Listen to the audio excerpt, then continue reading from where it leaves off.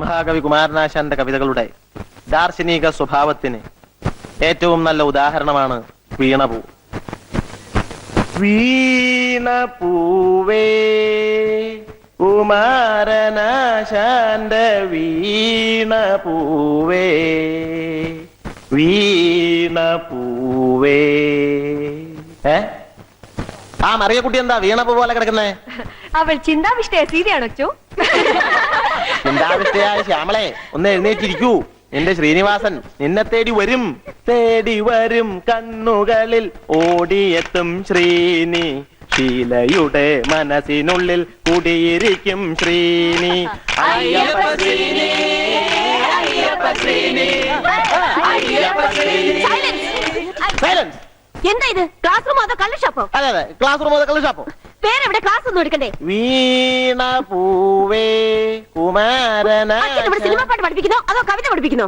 അത് ഈ സിനിമ പാട്ടാണല്ലോ കവിത, കവിതയാണല്ലോ സിനിമ പാട്ട്. ഞാൻ ഇത് പ്രിൻസിപ്പലിന്റെ അടുത്ത് കംപ്ലൈന്റ് ചെയ്യും. ടീച്ചറെ, ടീച്ചറെ. അച്ചോ, പ്രശ്നം ഗുരുതരാവോ? സന്മനസ്സുള്ളവർക്ക് സമാധാനം. അച്ചോ, മലയാള കവിതയ്ക്ക് എന്താ പ്രശ്നം? മലയാള കവിതയുടെ പ്രശ്നം തിരിപ്പൊടി കഴിഞ്ഞു കൊടുത്താൽ മതി. മലയാള കവിതയുടെ പ്രതിസന്ധി എന്ന് പറയുന്നത്, ഞാൻ മലയാളമല്ലേ, ഹിന്ദിയിൽ ഈശോ മിശിഹയ്ക്ക് സ്തുതിയായിരിക്കും. അങ്ങനെയാവട്ടെ.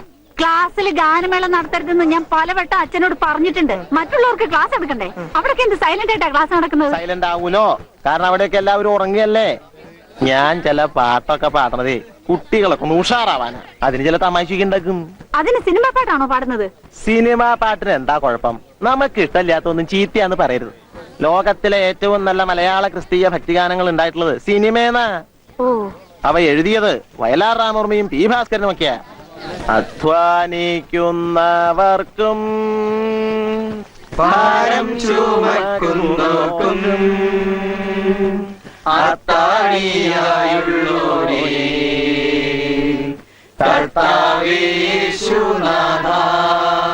എന്നാ ഇതുപോലുള്ള നല്ല നല്ല ഭക്തിഗാനങ്ങളൊക്കെ പാടിക്കൊടുത്തൂടെ അച്ചോ? പാടിക്കൊടുക്കണ്ടല്ലോ.